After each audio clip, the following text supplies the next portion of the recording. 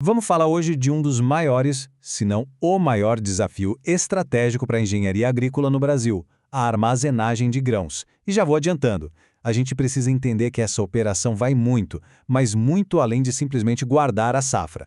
Para a gente começar, vamos direto ao que interessa. Tá vendo esse número? 30%?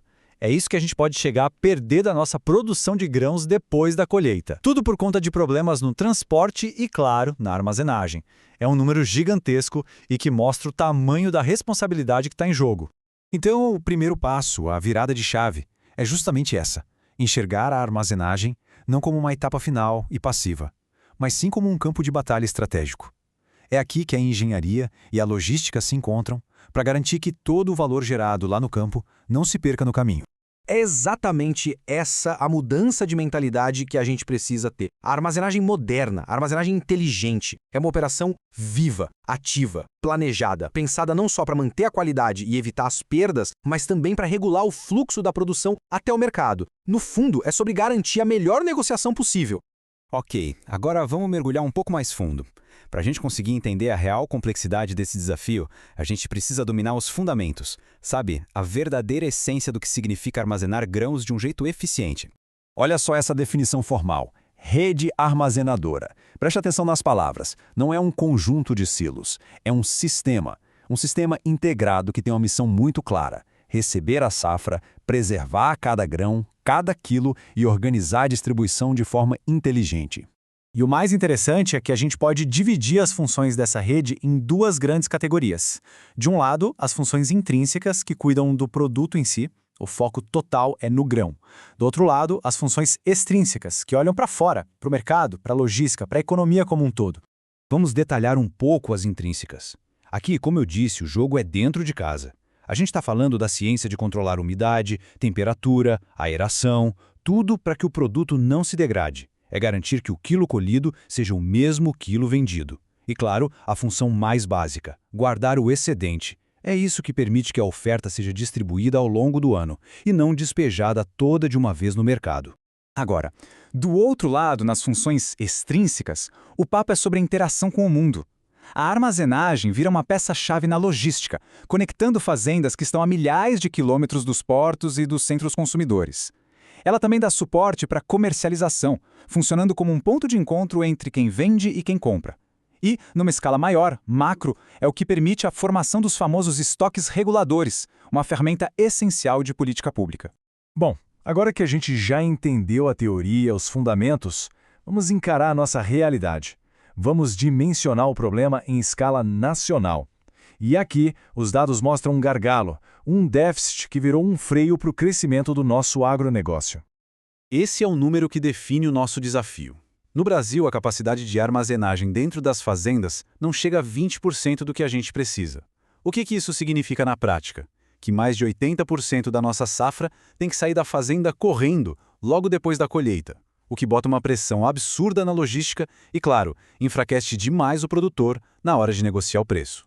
E olha, esse gráfico aqui, ele ilustra a situação de um jeito que dói. Enquanto o Brasil patina ali embaixo dos 20%, os Estados Unidos têm 65% da capacidade dentro da fazenda. E o Canadá? Impressionantes 85%. Essa diferença não é só um número, gente. Isso se traduz em competitividade, em segurança alimentar e em poder de negociação na mão de quem produz. Certo, já vimos o porquê e o tamanho do problema. Agora vamos entender o como. Como esse grão se move pelo sistema. Dá para a gente pensar nessa jornada em 4 grandes estágios. A jornada começa lá na unidade mais básica, a da própria fazenda.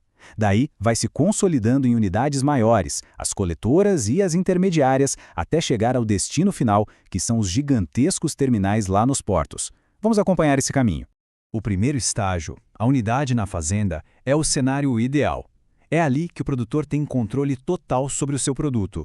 Ele pode secar, limpar, guardar e esperar o melhor momento para vender. Como a gente acabou de ver, é exatamente aqui que mora o nosso maior déficit.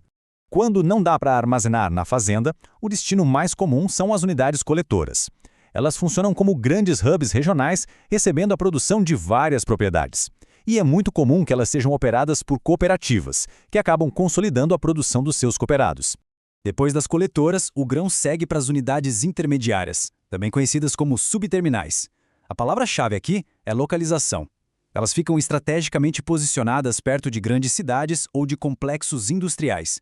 A função delas é receber um volume enorme de produto e atuar como um grande centro de distribuição. E por fim, a gente chega nas unidades terminais. São estruturas de engenharia gigantescas, que ficam nos portos. É a porta de saída do agronegócio brasileiro para o mundo. É aqui que a logística atinge sua escala máxima, e qualquer ganho de eficiência, por menor que seja, se transforma em competitividade lá fora. Para a gente entender os desafios de hoje, é sempre bom dar uma olhada no retrovisor. Essa questão da armazenagem no Brasil não nasceu ontem, e a nossa história dá pistas importantes sobre os caminhos que a gente já percorreu e os que a gente ainda precisa trilhar. Dá uma olhada nessa linha do tempo. A preocupação é antiga, hein? Lá em 1903, a gente já tinha o primeiro decreto regulamentando a atividade. Outro marco importante foi na década de 50, com a criação de várias companhias estaduais para resolver os gargalos da época. E hoje, o desafio continua o mesmo na sua essência, só que numa escala muito, muito maior. E essas companhias estaduais viraram parte da paisagem do nosso agro. Nomes como a Caseme em Minas, a Cesa no Rio Grande do Sul, a Casego em Goiás, foram respostas do poder público para criar infraestrutura onde o setor privado ainda não tinha chegado ou não tinha interesse em investir. A ideia era resolver na marra os problemas de abastecimento e escoamento da produção. E essa citação, ela resume tudo. Apesar de mais de um século de história, a pergunta fundamental continua a mesma. Ela segue no centro do debate sobre o futuro da nossa agricultura e sobre a nossa capacidade de continuar alimentando o Brasil e o mundo de forma eficiente. E a gente encerra com essa provocação, que na verdade é uma convocação. A resposta para essa pergunta não está numa coisa só.